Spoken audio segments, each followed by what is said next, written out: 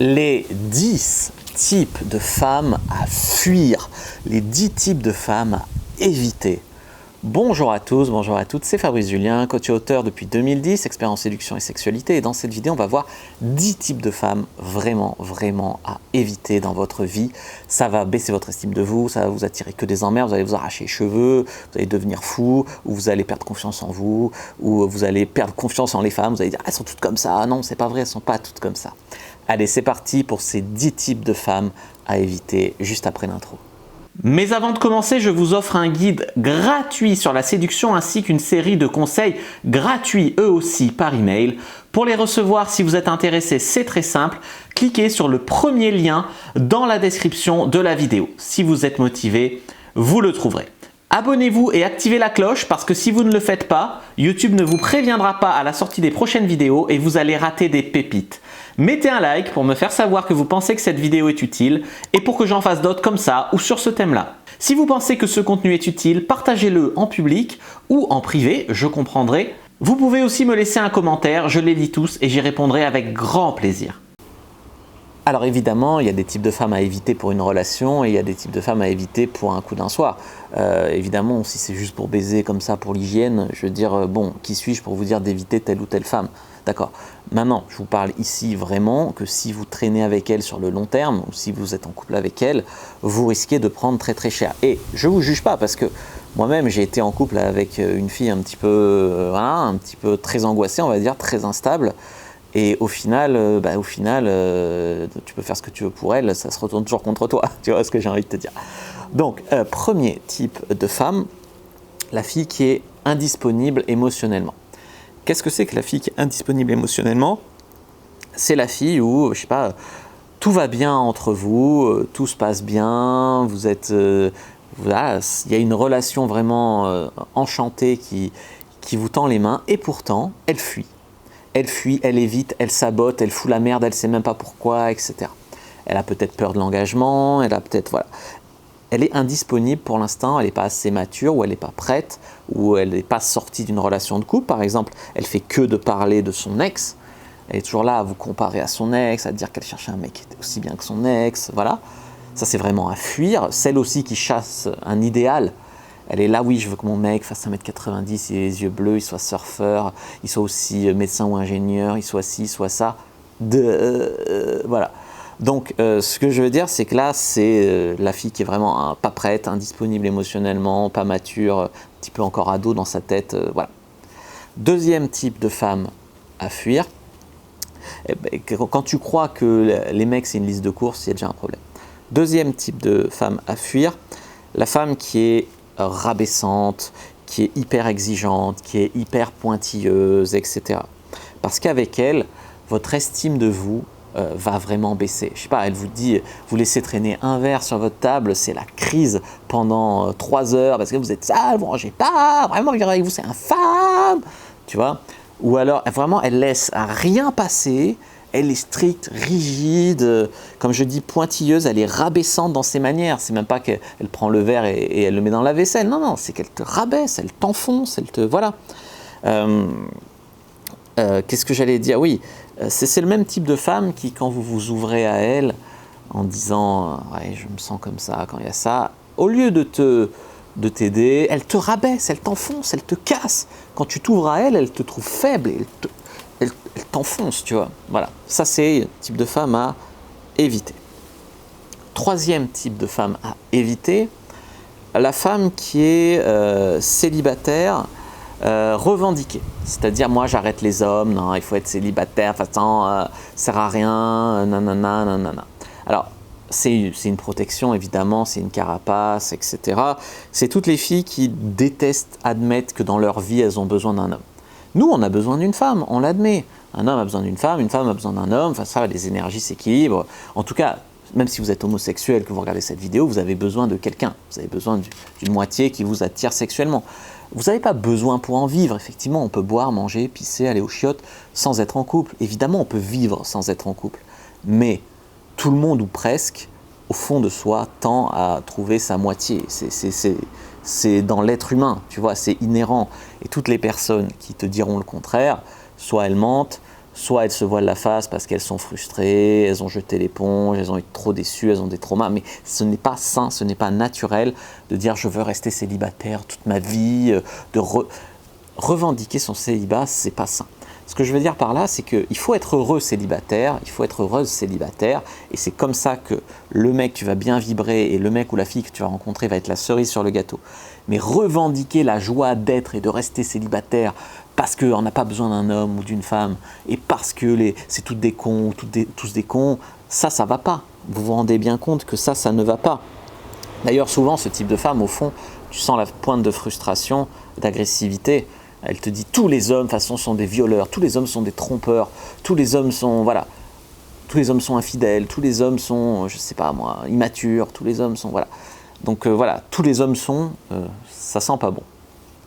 En numéro 4, toutes celles pour qui l'homme est un ennemi, l'homme est un monstre, l'homme est le mal, l'homme est un violeur en puissance, l'homme vraiment derrière les hommes dans le truc, voilà, cachez-vous, ayez honte, la masculinité c'est toxique, voilà.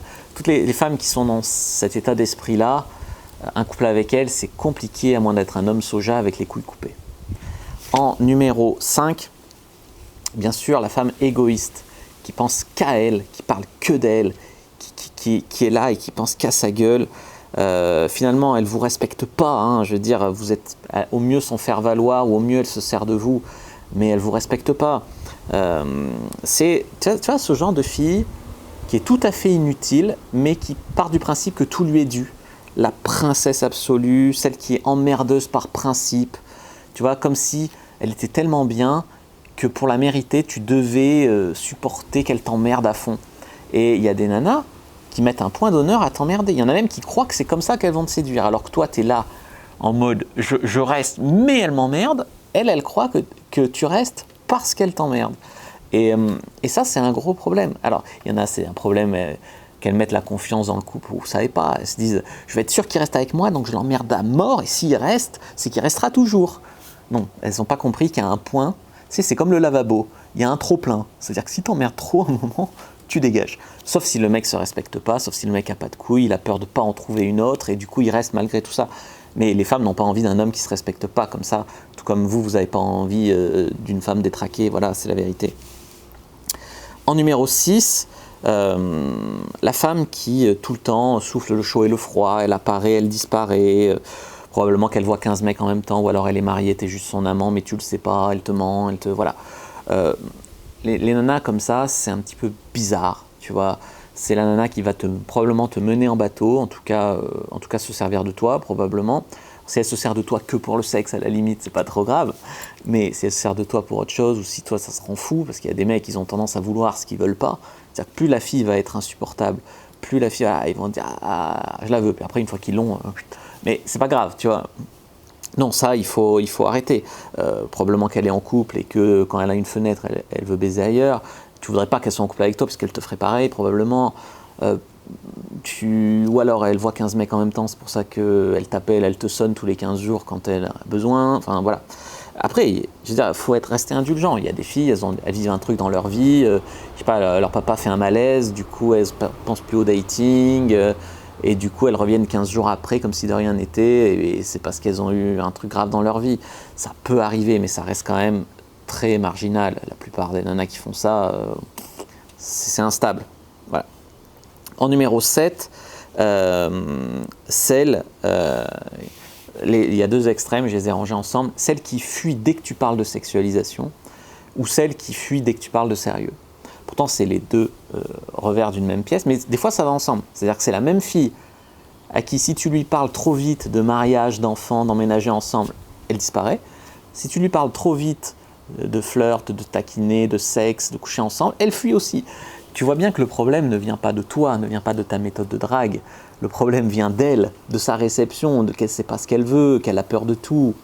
Il y a des mecs qui viennent à douter que les femmes sont sexuelles, tellement, notamment sur les sites de rencontres, les femmes, elles te disent que si tu sexualises, c'est que tu es un chien, c'est que tu penses qu'au sexe, c'est que machin.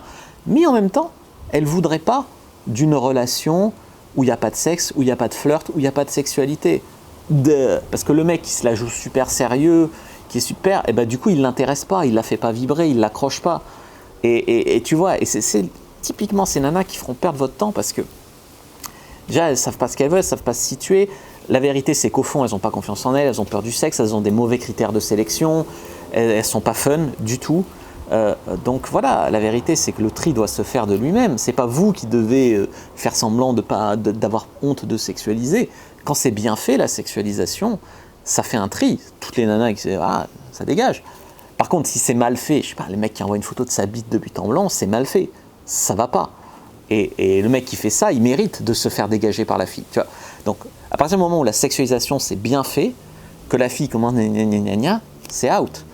C'est comme, je sais pas, toutes les filles qui te disent tu cherches quoi ici sur un site de rencontre, tu cherches quoi ici, je te connais pas, on s'est pas rencontré, tu veux que je te dise que je vais être en couple avec toi, c'est stupide, c'est stupide.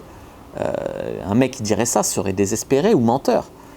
Par contre si tu lui dis je cherche qu'un plan cul et à t'utiliser comme un objet sexuel, et ben là la fille elle a raison de te dégager parce que c'est pas respectueux. La vraie bonne réponse, et c'est la seule vraie bonne réponse, c'est je ne suis pas fermé à une relation sérieuse, mais je ne te connais pas et dans un premier temps, de toute façon, il faut qu'on se rencontre, qu'on s'amuse, qu'on profite et qu'on voit si ça accroche. Je ne vais pas m'engager avec toi avant de te connaître et de la même manière, je ne vais pas te déclarer que je vais juste te baiser et pas te revoir alors que je ne te connais pas. Ça se trouve, j'accroche de ouf avec toi, tu vois. Donc ça, c'est la vérité aussi. Après, il y en a, tu sais très bien que ça sera au mieux que pour le sexe, mais parce que, je sais pas, parce que vous n'avez pas le même style de vie, pas les mêmes valeurs, parce que plein de trucs. Mais dans ce cas-là, est-ce que ça veut dire qu'il ne faut pas quand même prendre ce que la vie a à te donner ?